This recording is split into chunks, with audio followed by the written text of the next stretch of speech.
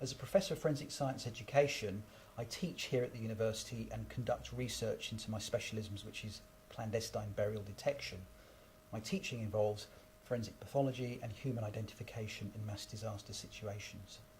Teaching forensic pathology is one of those subjects where you can go so far with a textbook, but there comes a point where you've got to roll your sleeves up and actually get in and do things.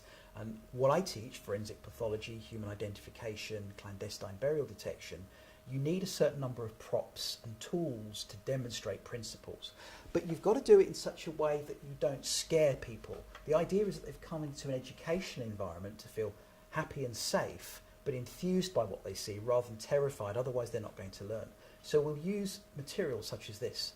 Now this skull is a human skull, it's not real, it's a perfect replica in high density resin of an individual from America that was murdered.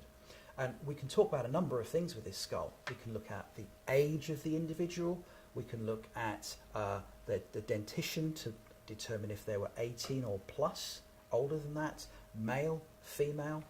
We get a suggestion of their race stroke ethnicity, but we can also look at the pathology, and in this case this individual was hit with a hammer just there, and you can see a very, very small depression, and that actually caused their death.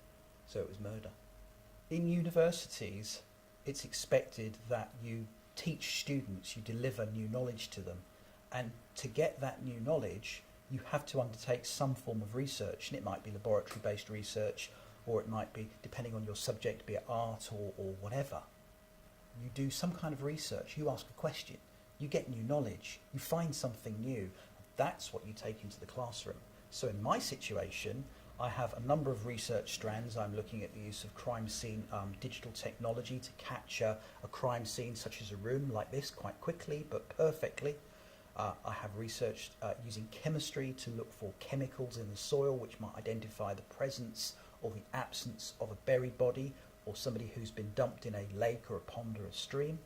And then I take some of that new knowledge and the enthusiasm that I can get from giving it to students and saying, guys, this is what we found out last week, last month, last year. The one thing a criminal has to take to a crime scene every time is themselves.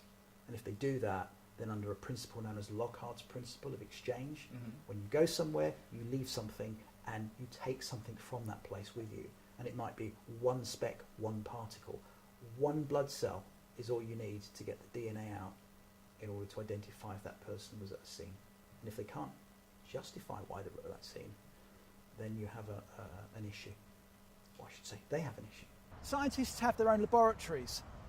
This is my laboratory. They might have test tubes and equipment, but I've got the outside. So what we've been looking at over the years is when you bury something or someone and they decompose, do they do it in a certain way? Do the chemicals they produce come out in a certain way?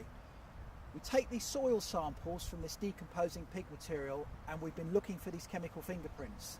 And it's those chemical fingerprints that we use at a crime scene to try and identify a body that may be in an area as big as this, or as big as a football pitch, or 10 times bigger. The best story I've got to tell is about the enthusiasm of working with students and working with colleagues in research. There's nothing more pleasurable than starting with a first year undergraduate class and taking them through and teaching them all of the things that you've learned and giving them some of the war stories and the experiences. And they graduate enthusiastically and voraciously want to go out there and hit the world, and they get a job, and a few years later, you know, you've kept in contact with them and they say, I've just got this senior management post, and you think that makes you really proud. I mean, for me, that's what this job is about. It's about seeing young people coming in and then maybe 10 years later they're senior managers in a police service or with a forensic science organisation or whatever they do in life, but they're successful and they're happy.